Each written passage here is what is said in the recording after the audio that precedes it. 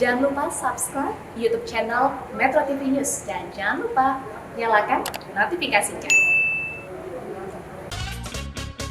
Kembali bersama kami di Zona Bisnis, pemirsa. Upaya memberantas pinjaman online atau pinjol ilegal terus dilakukan pemerintah, mulai dari pemblokiran aplikasi hingga penangkapan pelaku pinjol. Berdasarkan pengusutan Polri, rata-rata operasional pinjol ilegal berasal dari luar negeri, mulai dari manajemen, sistem operasi, hingga aliran dana pengelolaan pinjol. Pemerintah bersama aparat penegak hukum terus memberantas praktik pinjaman online atau pinjol ilegal yang telah meresahkan masyarakat. Berdasarkan pengusutan Polri, rata-rata operasional pinjol ilegal berasal dari luar negeri, mulai dari manajemen sistem operasi hingga aliran dana pengelolaan pinjol. Direktur Center of Economic and Law Studies, Bima Yudhistira, mengungkapkan temuan polisi semakin menguatkan dugaan Indonesia dijadikan tempat pelarian pelaku pinjol dari luar negeri, khususnya Tiongkok. Bima menyebut tahun 2018 pemerintah Tiongkok pernah menertibkan pinjol ilegal yang merugikan warganya. Kuat dugaan pelaku pinjol ilegal dari Tiongkok pindah ke Indonesia karena melihat besarnya pangsa pasar di Indonesia.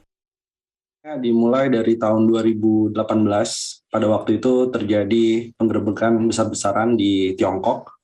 Jadi sebanyak 1.500-an fintech itu izinnya dicabut dan aksesnya ternyata mereka mencari target operasi yang baru. Dan Indonesia dipilih sebagai basis operasi dari fintech ataupun pinjol yang ilegal dan menawarkan bunga yang sangat tinggi. Nah ini akhirnya pada tahun 2018, OJK sudah mengklaim bahwa memang pemain-pemain pinjol yang ilegal itu sebagian adalah warga negara asing.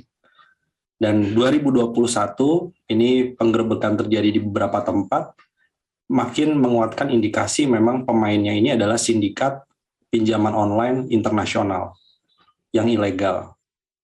Sementara Asosiasi Fintech Indonesia atau AFTEK mengaku telah berkolaborasi dengan OJK untuk menciptakan ekosistem fintech lending atau pinjol yang aman.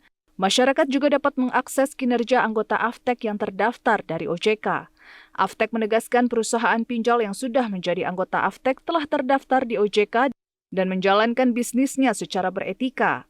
Menurut saya hal-hal seperti itu pasti terjadi, bahasa saya gitulah. Kalau orang pengen bandel itu pasti terjadi. Tugas kita di asosiasi adalah menjaga rambu-rambu atau koridor bermain, atau misalnya berinvestasi, atau misalnya beroperasi. Itu yang paling penting. Nah, di luar rambu-rambu itu, ya sudah, mereka jangan lagi bekerja atau beroperasi di Indonesia. Hingga saat ini sudah ada 106 pinjol yang terdaftar di OJK. AFTEK juga mendukung penegakan hukum terhadap pinjol yang menjalankan bisnisnya secara ilegal dan menebar ancaman.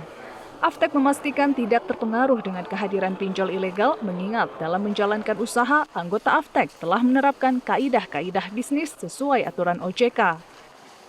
Dari Jakarta, Najla Hilabi, Metro TV.